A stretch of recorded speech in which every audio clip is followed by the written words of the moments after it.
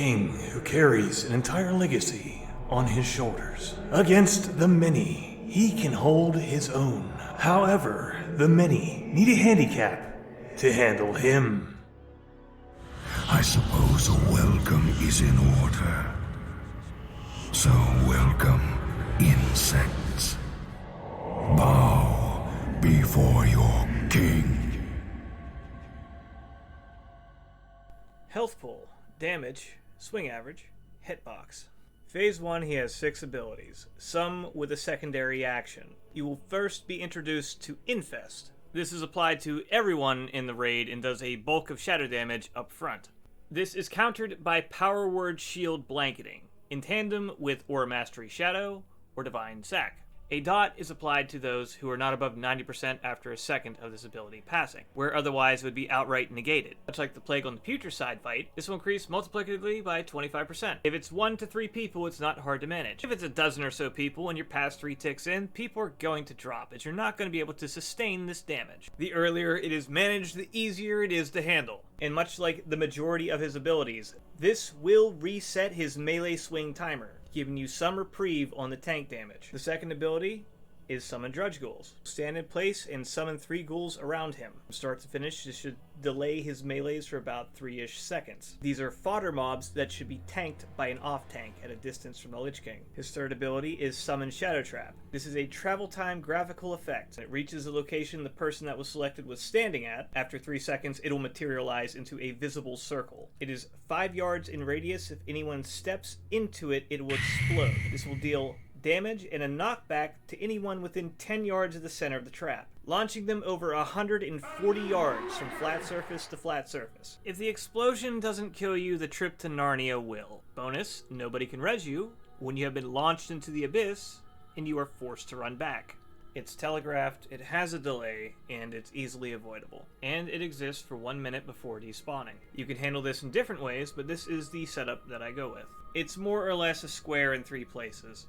Each role generally stays in their own area, shuffling when needed. The fourth ability is Summon Shambling Horror. 15 yards from the Lich King's facing direction, he will spawn this behemoth. Starting from the first one spawned, they will spawn a minute apart. Ideally, you will never have more than 2 of these. They have their own subset of abilities. Firstly being Enrage. This can happen as early as 11 seconds after it spawns. Couple things to note, it has a 1 second cast time. It increases his damage by 3 times the normal amount. This can easily global your tank, but it resets his swing timer, giving you time to de-enrage it or stun it. Second ability is Shockwave. This is a 20-yard, 90-degree frontal cone. It's likely if anyone else but the tank is in the brunt of this, they will die. Pairing this with Enrage, even the tank might die. And lastly is Frenzy. This is a permanent damage increase from 20% of its health till death. This slightly increases his attack speed and doubles his damage output. Ideally, it's eating the plague and it's stunned if it gets to this point and dies with that plague on it. Frenzy paired with Shockwave or Enrage, alone with melees, can global your tank. It is advised to run cooldowns on your tank if they are forced to take damage while under the effects of either of these buffs. Both Shambling Horrors will line their Enrages initially, unless one is stunned prior to the cast, offsetting the 2 Enrages. I mentioned Plague somewhere in the mix there, so on to his 5th ability, Necrotic Plague. Roughly every 30 seconds, he will cast this plague onto 1 random person in your raid. It lasts for 15 seconds, and every 5 seconds, it ticks for damage. Upon cleansing, it jumps to a target that is within 5 yards. If there is nothing within 5 yards, it disappears outright. Whoever gets this debuff needs to run to the off-tank who has the ghouls and the Shambling Horrors so that they spread that debuff to those enemies. This does an astronomical amount of damage that would otherwise kill a player, but would very deeply hurt these mobs. Each jump from an enemy increases the stat count by 1. If it is cleansed from a player to an enemy, it reduces the stat count by 1. At 1 stack, there is no net loss. It has a secondary effect. Each time the plague jumps, it increases a hidden attribute on the Lich King called Plague Siphon. This increases his damage by 2% for every moment the plague has jumped. This lasts for 30 seconds. You will be dealing with this as a constant throughout Phase 1. Again, preference, you can do this other ways. We have the first 2 plagues go into the ghoul and shambling stack, and the rest of the plagues get dispelled away from other people. The 2 plagues will accumulate to 7 to 8 stacks, dealing damage to the ghouls and the shamblings, and pretty much handling them without anyone else's involvement other than the off-tank and the cleansers, and the de-enragers. Also balances out how much damage the Lich King is doing to your main tank. We opt for the 2 first sets of ghouls to go to the off-tank. If there are multiple plagues and they reach the same target, they will merge the number. This will reduce the rate the plague siphon would be gaining if it was otherwise 2 of them. This only becomes scary for your tank if it lines up to where the tick happens to leave the mob alive at below 20% health, putting it in a permanent frenzy. You do not want this thing killing your tank, turning around, shockwaving the raid. Again, roll coolies if you need them. Blow stuns if you need to. And lastly, when he hits 70%, he will dart to the center of the platform and begin a cast called Remorseless Winter. This signifies the end of Phase 1 and the beginning of the transition. This is a 45-yard pulsing AoE that will last throughout the entirety of the transition. This variant will despawn all the shadow traps. He will then begin casting Pain and Suffering. This is a 30-degree cone that reaches the edge of the platform. You want your raid in 3 groups, left, right, middle, about 20 yards apart, as those in the cone affected will be hit with a stacking dot. He casts this about 30 times throughout this transition. Often, it should fall before reaching high stacks. However, this will not happen if everyone is stacked into one location, which is why you make 3. He will summon Ice Spheres. These will tether to a random person in your raid, slowly making their way toward them. Also, broadcasting an AoE on top of their direct location. Whoever it selects must run outside of the group as to not pulsate that damage to those that are around them, as this is a 5-yard pulse. These ice spheres should be turreted down by some designated range, as if they reach their target, it's basically a mobile shadow trap. Upon making contact with anyone, it'll bat their ass into oblivion. As they have low health, 2 range should be able to handle them most of the time. Now, the bulk of the strain of the transition is going to come from Raging Spirits. These are essentially Shambling Horrors without the Enrage effects, but they do maintain a frontal cone, which is both obnoxious and painful, called Soul Shriek. If anyone but the tank gets hit by this, they're likely to die. If they manage to survive, they are going to be silenced. These are to be faced away from the raid, and as the third one is dying and your raid is making its way back onto the platform before the one you're standing on is collapsing, you do not want your raid to put itself in front of it, as they will get themselves killed. And there will be a lingering ice sphere, which must be noted and not made contact with as yeet. The Lich King is casting Quake. This is a cutoff from the transition where Remorseless Winter stops and the outer platform crumbles after 6 seconds have transpired. Anyone remaining on the outer rim will fall to their death. With the ice sphere gunned down and the Raging Spirit being brought to the center of the platform, Phase 2 begins.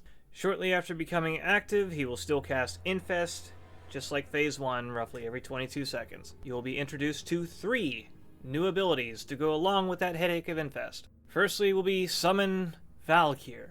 This initially happened 17 seconds after the transition, and will occur at 46-second intervals. This summons 3 Val'kyr that will swoop down and pick up 3 raid members, and from that position, move them toward designated spots at the end of the platform. Just prior to the Val'kyr landing, you want everyone in your raid to be stacked at one location as accurately as possible, except for your main tank, at a spot that is close but offset from the center of the platform, and remain in that spot until all 3 Val'kyr commit to carrying somebody. This will make it so they all choose the same direction to go in, where you can commit to a Hodge, then Holy Wrath, and then excess stun rotation. These Val'kyr sport this amount of health, and have a hidden aura called Wings of the Damned that make it impossible to reduce their movement speed lower than 50% of their base. They move at 90% movement speed, meaning this can only be reduced to 45. The goal here is to bring them below 50%, as their Val'kyr Carry will break upon this point, releasing the people that they are holding. If this is not achieved by the time they reach beyond the edge of the platform, the people that they are carrying will fall to their deaths. There is some cheese to this. Warlocks can intentionally stay near the edge of the platform with demonic teleport, get snatched up, dropped, and then teleport back to safety. Hunters can also do the same, except they will need to turn around when they are let go, disengage with a slow fall or with a parachute in order to reach back onto the platform and mitigate the amount of damage which is needed to break a Val'kyr. The amount of damage needed per Val'kyr is around 1.4 million. Whenever the person is broken free from the Val'kyr will either continue on to the location it would normally drop them, or they will immediately dart for a location that is above the center of the platform. Every 2.5 seconds, they will cast Siphon Life, favoring whoever did the most threat to them while they were carrying a player. This can upset some absorbs for the Infest during this phase. They can be taunted if this becomes an issue. 15 seconds after your first Val'kyr summon, you will be introduced to an ability called Defile. This is a 2-second cast from the Lich King. Likely you'll be reliant on a boss mod to tell you who Defile is landing on and how soon it is going off. Upon that 2-second window expiring, he will drop a 10-yard AoE on top of the person. This is Defile. It is a black puddle that does 10,000 base shadow damage to anyone who is standing within it. For each person that it ticks on, it increases that damage by 500. That's not the big issue. The issue is, for each person it is ticked damage on, it increases its radius by 1 yard. 10-yard radius, 20-yard diameter, starting. For example, say 5 people are in this by the time a second passes when it lands. That 10-yard radius, 20-yard diameter, becomes a 15-yard radius, 30-yard diameter. For each second they remain in it, it grows another 5. Eventually it reaches more people. Say, for the second tick, it's up to 10. That 15-yard radius becomes a 25-yard radius. 50-yard diameter is virtually inescapable at this point, as attempting to get out of it now is futile. It will grow at a rate that you can't move out of it in time. This grows to a maximum of a 60-yard radius, taking up the bulk of the platform. The best way to handle Defile is to get it out early, and to keep out of it, period. It is not this magical thing that if one person stands in it, it screws the raid. It has to reach multiple people to get out of control. Each Defile lasts for 30 seconds when it is brought onto the field. 2 up at any given time. And I'm going to snip it in the importance on this one mechanic before moving to Soul Reaper. There is some trouble with this double when Defile tries to juggle with the Smuggle. Due to the nature of dangling intervals, there is this thing that is commonly referred to as a bad lineup. This is when both Summoned Val'kyr and Defile are off cooldown in the same moment in time. It doesn't necessarily matter which one was off cooldown first, it can opt to choose either. In both situations, you'd be roughly stacked for the Val'kyr. If it picks Defile first, the person selected would need to move out of the raid immediately, and away from the position the Valks would be going. Your raid might also have to shift deeper into the quadrant, or shift quadrants altogether, in order to avoid that Defile. This will add a 4-second delay from the moment the Defile lands to the Val'kyr is coming down. If it's Valks first, then Defile. After the third person has been picked up, the 2-second cast for Defile will begin on someone. It's generally easier if it's Valks first. If it's Defile first, get ready to move. This can happen on the second Valk drop onward, and it usually doesn't happen back to back. Aside from battling the Infest and having these damned Val'kyr pick up your key healers, leaving you to die to Infest, this is going to be a significant hurdle to get over as a group, because once you master it, it becomes second nature. But it is absolutely RNG if your Disc Priest, your power healers get snacked up, and you have Infest rolling, just bringing body counts up. This can be mitigated slightly by adding Hellstones into the mix. The attempts where they don't snatch up your healers are very welcomed. Yay, more editing. I hate presenting this with frustration. Maybe with a 30% buff, it isn't going to happen. Without a countermeasure on a bad Valk pick, it can feel like you are dicing your attempts sometimes. You can double disc, but you're in the same boat if they both get picked. Some classes do have abilities that can negate or mitigate Infest immensely, taking them off the list of people at the top. You could potentially have your Enhances do Maelstrom Chain Heals, and your Rets do Art of War proc Flashlights. When your Disc Priest gets picked up by the Valk, it becomes a gear shift of the raid blowing personals to sustain through the Infest. If this happens twice in Phase 2, good luck. If they pick up your Holy Paladins, it becomes a matter of tank coverage. The only cheese I can add to this is that Holy Paladins can prevent getting picked up by using Divine Shield before the pick happens, so they can at least have one chosen Valk drop where they will not be picked. So, on to the last bit, which is Soul Reaper. The tooltip is a little bit confusing. The first portion, the upfront damage, is resistible. So if you have resistance buffs, cooldowns, this is where you would utilize them. The back end of this, after 5 seconds, it explodes for a massive amount of damage. This is not resistible. That 70k shadow damage needs to be mitigated by damage taken reduction abilities, or having one hell of a chonky health pool, or massive absorbs like anti-magic shell. Honestly, a mix of it all. You could Cindy Trinket the swing, but you're gonna need something for the bomb at the end. At the end of that, he doubles his attack speed for 5 seconds. So not only does he punch you in the gut and kick you in the face, he finishes it off by slapping the hell out of you. If Infest or Defile are off cooldown and you're outside of his melee range, he will Q those first. When he comes into melee of you, he will do Soul Reaper. This allows you to precisely time cooldowns. Sometimes this lines up where you can delay it, it's not an every time thing though. If an Infest happens right before the Soul Reaper, that means you will get a free Aura Mastery or DSAC for the initial of the Soul Reaper. Having cooldowns that roll through the entirety of it is BIS. Even though I focused on the initial and the bomb, that's not to diminish the haste aspect at the end. Having nothing for that is particularly frightening. Dodge, parry, miss being back on the table is nice, but just to be safe. And as the buff climbs to 30%, it'll get less threatening over time. Having inadequate coverage for Soul Reaper or Infest are the two major contributing factors to most wipes. Once you're out of Phase 2, believe me when I say, you are past the difficulty curve. In Phase 2, the Defile and Soul Reaper will line up, one after the other, slowly spacing apart as the phase progresses. After acclimating to this song and dance of Valkyr's Defile, Soul Reaper, healers being taken out of the game and dying to Infest, you eventually get to a point where you are pushing him to 40% with no Valks up, or Valks dying as you're transitioning into your second transition, which is basically the same as the first. If you have Valkyries carrying people on transition, kill them. Don't fall for this bait. They will go for a further location than they would normally drop them. They will fall to their deaths. It would have otherwise been a smart play. I didn't think that they would do this, but they do.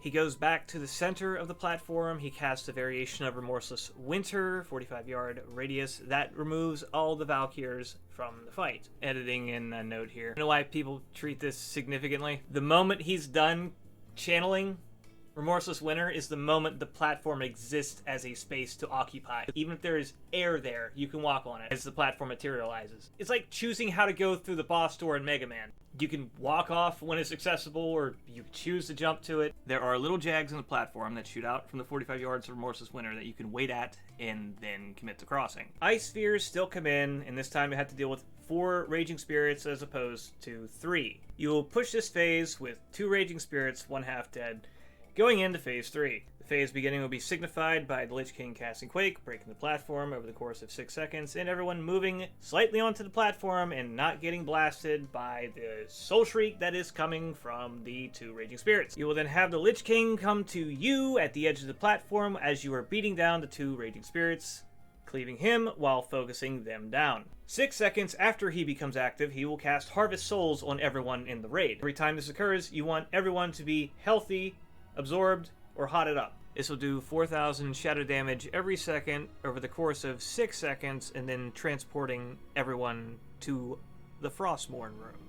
In here, you will have to deal with spirit bombs and wicked spirits, as well as a aura in this room called Harvest Soul, which will deal 2,000 damage every second to everyone in the raid. There's a couple things going on behind the scenes.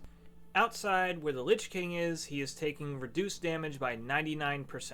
The reason this was introduced is that people were killing themselves to resurrect, to do damage to him, while he's standing out there, basically passive, not being able to attack. The downside to this nerf, for people who weren't exploiting, is you will not have your dots do significant damage while you are in the Frost Room, where they normally would have otherwise. But with adequate gear for this raid, that really shouldn't matter all that much. The second thing is that you are waiting for Tyrannus Menethil to complete a cast called Restore Soul. This is a 40-second cast that begins the moment you land in the Frost Room. It will bring you back to life outside to fight the Lich King again. Another thing that you probably won't encounter unless you have a wipe mid-phase. The Vile Spirits attempt to come down after 15 seconds of being spawned in. As they have 8,000 health, killing them is ridiculously easy, and you very likely will never encounter this to be an issue in your attempts. Now, the Frostmourne phase as itself you want to coalesce as a group, maybe in the center, and then move as a unit in a chosen direction with somebody spearheading the charge, looking out for where bombs are going to fall so that nobody is near them. This is a 10-yard radius explosion, roughly 25,000 shadow damage to those that it hits. Some things to note: for every vile spirit that you get the killing blow on, you will put a spirit bomb above yourself upon that kill. This is why you are constantly moving as a group. They will also spawn periodically at the locations the wicked spirits reside. This is why you have somebody with eyes, it just says eyes, to guide the soul train. For each person that dies during the cast of Harvest Souls, or within the Frostmourne room, the Lich King outside the room will get a 15-second buff that stacks, called Harvested Soul. If you are unfortunate enough to have a chain of deaths that are within 15 seconds of each other from the beginning to the end of the Frostmourne room, you will come out to a very big Lich King. Each one of those stacks increases his damage by 500%. That is a 6 times multiplier. Dying going in, not a big issue. Dying coming out, huge issue. This phase is generally easy. A series of unfortunate circumstances can make it ungodly awful. Assuming that you do the Frostmourne room proper, you will come out to a Lich King of a normal size, who will then cast Defile, followed by Soul Reaper. Before the payout of Soul Reaper, he will cast Vile Spirits, eating into his duration of the attack speed increase of Soul Reaper. After 15 seconds, these Vile Spirits will then make their way down toward the ground, attempting to make contact with random players in your raid. When they make contact, they will do an ability called Spirit Burst. This is a 5-yard AoE that does a significant amount of shadow damage. You can eat these individually, but ideally you either have your off-tank pull them down, taunt them in, or run into them individually, or you have a Shadow Priest come in with Dispersion and eat as many as they can. Good way to coalesce them for your Shadow Priest to dispersion them all. After the Lich King has popped the Shadow Trap in the center, once he's on the other side, you have your Death Knight pop Army in the center of that trap and Icy Touch the Ghosts. They won't blow up on the Army because pets, reason, question mark, but it will set up these pins nicely enough for your bowling ball of a Shadow Priest to put an X on the board. Or you can disperse a bit and have them make contact with people individually, have absorbs on them, and just heal through the damage. There are many ways you can deal with the ghosts, and how you rile them in is when you started with the Lich King on the edge of a platform and had him summon the spirits there. You put a frost trap in the center of the room, Lich King is kited over it and to the other side. This slows them when they cross over it, and a typhoon will also increase the amount of time it'll take for them to reach the group, as well as cause them to descend more as they are traveling more. The entirety of Phase 3 consists with dealing with the Frostmourne room, killing the ghost, dodging bombs, coming out of the Frostmourne room, spreading for Defile, healing to the Soul Reaper, dealing with the ghosts, having him summon another set before going back down into the Frostmourne, dealing with a second Defile somewhere along the way and a second Soul Reaper somewhere along the way. You rinse and repeat this until you get him down to 10%. If you don't manage to pull this off by 15 minutes passing since starting, he will cast Berserk, forcing you to taunt kite or die. Berserk Harvest Souls is essentially a wipe. With the general average of damage numbers, and with good gameplay, this shouldn't be a factor. At 10%, you, quote, win, quote, to which he immediately kills every one of you and resurrects you as part of his new army. The end. I delight in the irony. Bury the light deep within.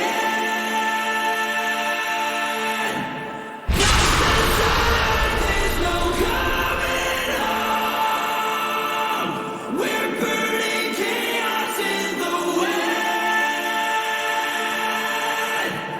drifting in the ocean.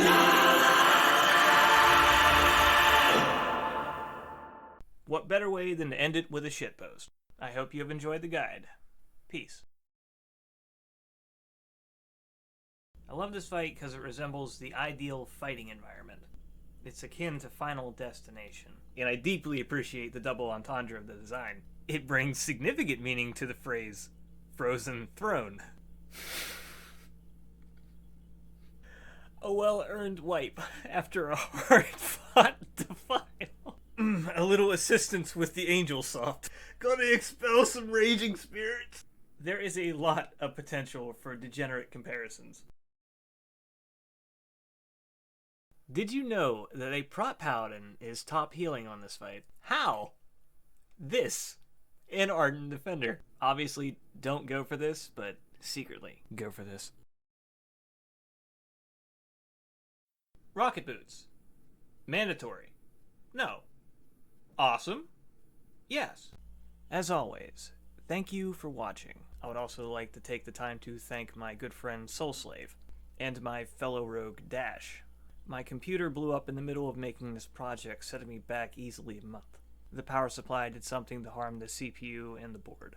I had an extra power supply. My good friend Soulslave sent me computer parts 2 years ago to help fix a previous issue that I couldn't utilize at the time. Without his kindness, this project would not be here now. As I mentioned, Dash helped get me a component to help make this work with my current build with the pieces that did not get harmed during the death of my computer. That being said, most of the data ended up getting corrupted, so I was basically starting from square one when working on this project again. So that explains the delay, and it gives me a moment to express my gratitude for my two friends. Thank you again. Before I wrap this up, I kind of want to get this off my chest. I came into this whole scene thinking that I could get something sustainable out of YouTube doing it. The amount that I put into these videos is not meeting adequate compensation. I'm grateful for the people who are generous enough to support me on Patreon. For me to continue doing this, I either need YouTube to happen with AdSense or something. It's nothing. It has always been nothing and continues to be nothing. Or I need to ask for a lot of help. So if you can't help, thank you.